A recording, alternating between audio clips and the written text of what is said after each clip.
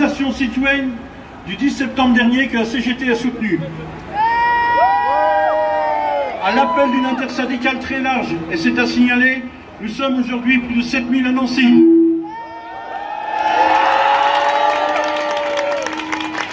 La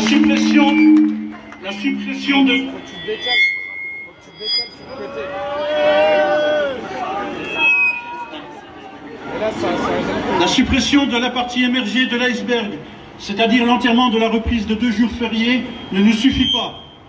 La partie immergée de l'iceberg est bien plus dangereuse pour le monde du travail, les travailleuses et les travailleurs, les privés d'emploi, les retraités. Le changement de casting ne change rien. Et comme l'a dit Sophie Binet, notre secrétaire générale à Le Cornu, si vous ne voulez pas rejoindre le cimetière des premiers ministres qui déborde déjà, il faut des actes de rupture forts et immédiats. Pour la CGT, organisation syndicale, l'enjeu est bien le contenu des politiques, même si la démission de Macron ferait plaisir à chacune et chacun d'entre nous.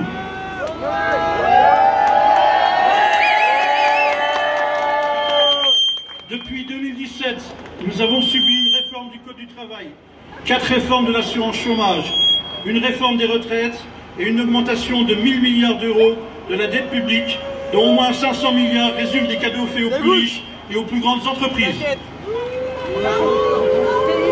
Le patronat se répand dans les médias en annonçant sa mobilisation contre toutes les hausses d'impôts. D'ores et déjà, il prépare l'après-Macron en nouant des liens avec l'extrême droite et en particulier le Rassemblement national. Un patronat qui se gave d'aide publique, soutenu par un ministère de l'Industrie qui n'est plus qu'un ministère des licenciements. Les exemples ne manquent pas, comme le prouvent les luttes à mener ou à venir avec la CGT, à Novasco ou à Raflatac sur le département. Face aux mesures d'austérité ciblant uniquement le monde du travail, les plus précaires, les plus fragiles, nous continuons d'exiger l'abrogation de la retraite à 64 ans et une retraite à 60 ans.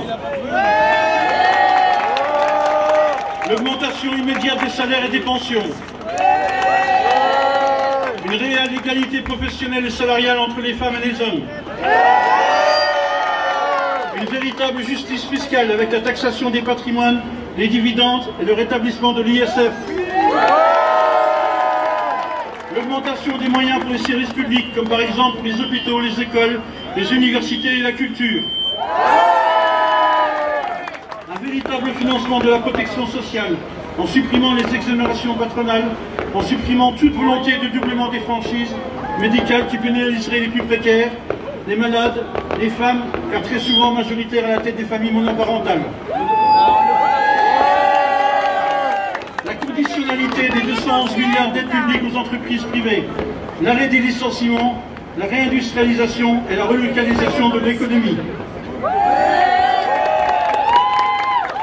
Pour gagner, il nous faut plus de grèves dans tous les secteurs, plus de luttes visibles et plus encore de manifestantes et de manifestants. Dans le privé, il existe la possibilité de faire 1 heure. Et si cette heure est bien positionnée, elle peut peser fortement sur la production. Il n'y a pas de mobilisation gagnante sans grève. Il n'y a pas de grève sans syndicat. C'est donc dans chaque entreprise, avec les syndiqués et les travailleuses et les travailleurs, que nous pouvons décider de la reconductibilité des grèves. Dès ce soir, l'intersyndicale nationale se réunira. La CGT portera la nécessité d'une nouvelle journée d'action et de grève très prochainement. Nous devons être encore plus nombreux la prochaine fois pour peser sur le prochain budget qui sera présenté à l'Assemblée nationale. Aussi, suivez l'information dans vos boîtes mail, ne lâchons rien, non à un budget d'austérité, oui au progrès social. Merci, à bientôt et bon retour.